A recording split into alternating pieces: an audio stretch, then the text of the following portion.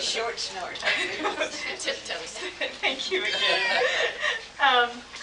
I'm here to explain a little bit about Mrs. Ring, Elizabeth Ring.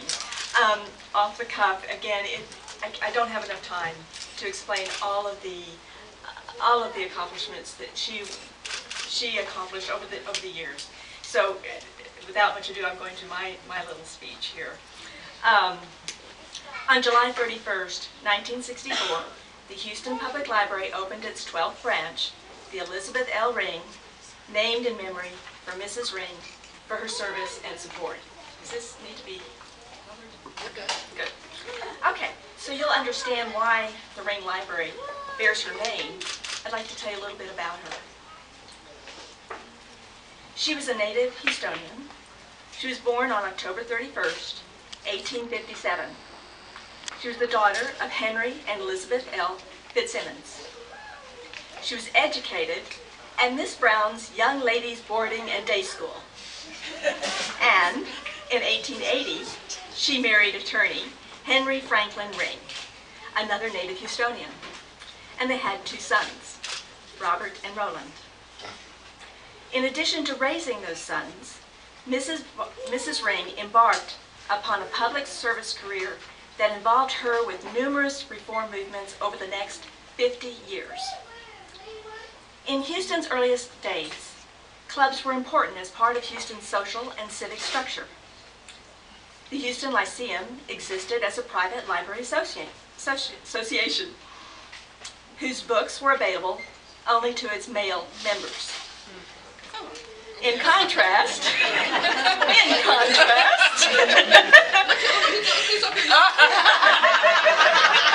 Just say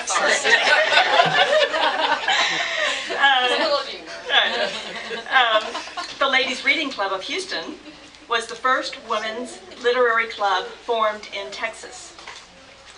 In 1887, Mrs. Ring joined the Ladies Reading Club, and her interest in library work and her earliest civic campaigns focused on creating a public library for Houston.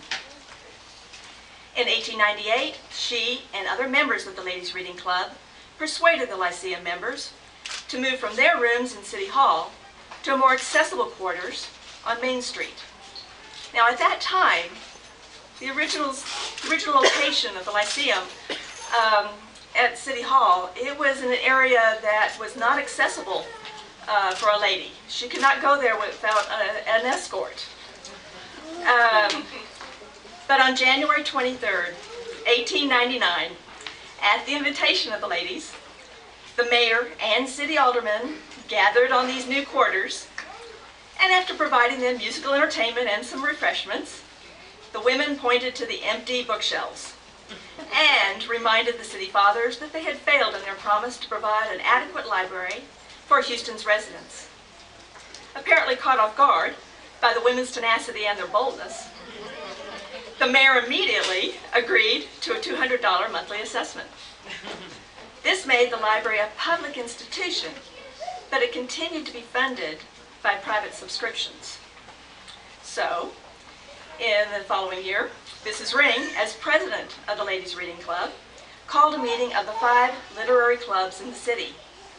This resulted in the formation of the Houston Federation of Women's Clubs.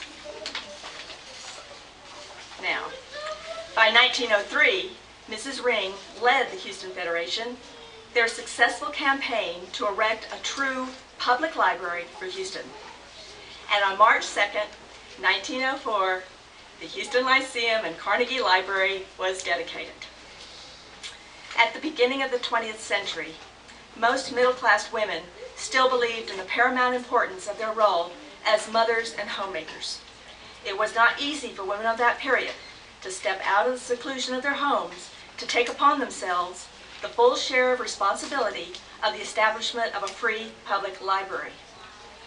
In recognition of her interest and the part she had in this work, Mrs. Ring was named on the first library board, and she served continuously on the Board of Trustees until her death. During World War I, she was only 58 when her husband had died in 1915. But that didn't stop her. Mrs. Ring didn't stop her sense of social responsibility, and continued to respond whenever called upon to work for the public. Her duty to community in which she lived was combined with a persistent belief that it is possible for men and women to make the world a better place. At the mayor's request, she became acting director of the Houston Foundation. As such, she supervised all of the city's community welfare programs for the duration of World War I. And in this capacity, she was also influential in the city's establishment of the Recreation Department. She was twice elected president of the Houston Federation of Women's Clubs. She lobbied for legislation that founded the College of Industrial Arts for Women, now Texas Women's University. She served on the TWU Board of Regents from 1929, again until her death. She served twice as president of the Ladies Reading Club, which conferred upon her the title of President Emeritus in 1940. Elizabeth Ring died on September 8, 1941, while on a visit in Alpine, Texas. She was survived by one of her sons, Roland Ring, and several grandchildren. And we are so grateful that one of her granddaughters, Nancy Brugda, is here. Please welcome Mrs. Nancy Brugda.